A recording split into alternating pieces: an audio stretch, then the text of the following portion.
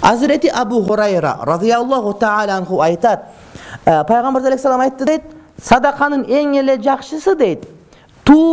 Tuğuşu yakın kalgan süttü tö deyt. Biröge berip turgan. Birö tösü var, sütü köp tö bul misal üçün, oşo tuyun dep kaldı. Boğaz. 5 gün 3 günde tuy turgan bolup turdu. Oşonu aparıp turup, uşu töyünü tuğdurup, uşunun sütünü sen iç, anan kaçan sütü bütkönde kayramana beresin. Şunday bolot da. Biz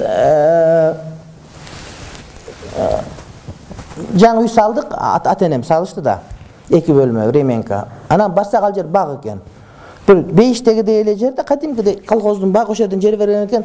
Бир эле биздин үйүбүз бар, бүт айланып бардыгы баг, кинодо болай.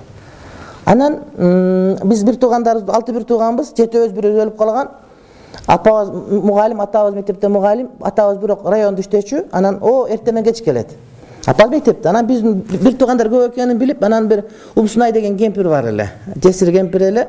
Небересин багып жүрүп, анан ошол бизге бир уюн берди. Ошондо мен 1-чи класска барып калгам жок. Ак мала деп коет, боз үй болчу. Анан ошону бир 1-2 айдай саап ичкенбиз. Ушундай бактылуу күндөр болчу анда. Алар үй салып атат, үй салганда шифердин акчасы жок, башкасы жок, мугалимдин акчасы ушундай. Атам жетимчең койгон. Анан ошондо бергенде мен үйдү кайтарат болчумун. Эми үйдү кайтарганда айдап барасың, айдап келесиң.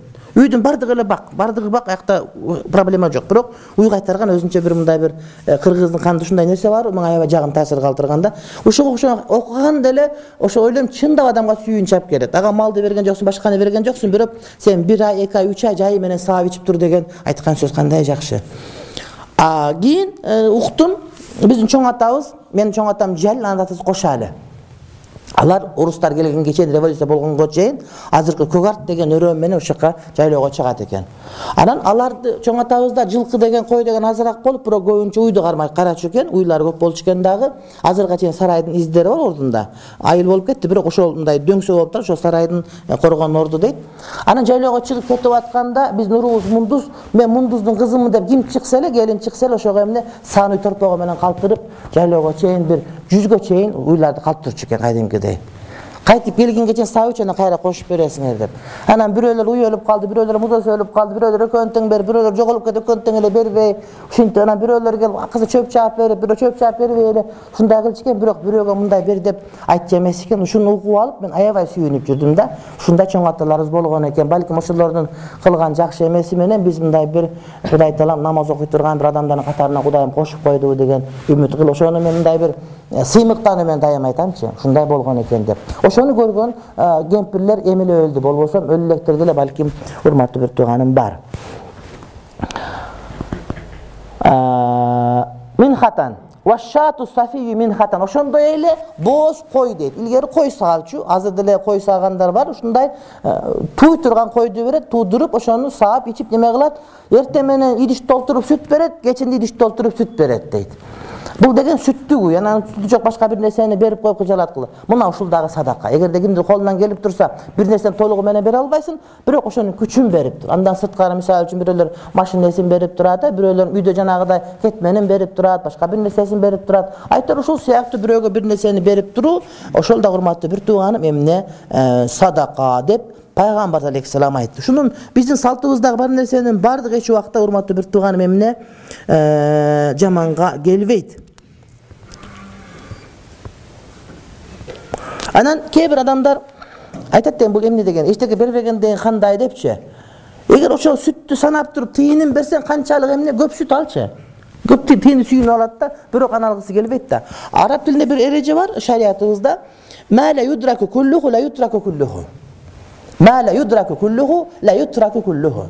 Мисалы үчүн бирөөгө жакшылык кылгың келсе, ал жардуу болсо, ага үй алып берип, машина алып берип, тамак аш алып берип, бир 100 000 сомдук нерсе менен ишин бүтүрөсүң мисалы үчүн.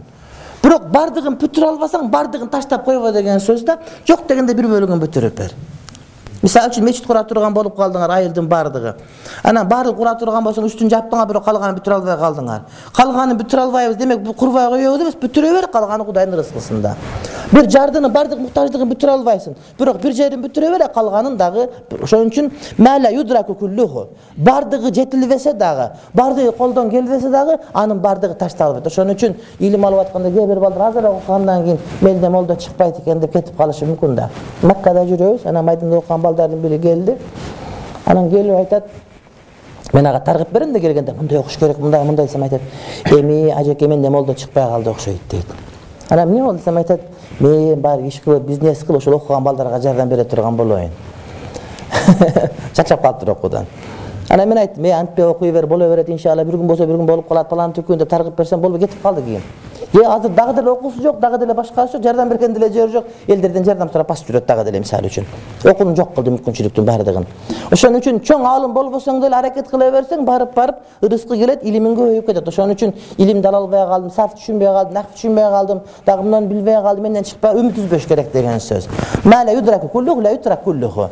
Бир аз бөлүк билбей калсаң, бардыгын таштап коюш. Мен деле илимдин кээ бирлери мисалы үчүн окуган эмесмин, хат боюнча таптакыр кабарым жок, почерк аябай жаман менин кол жазмам.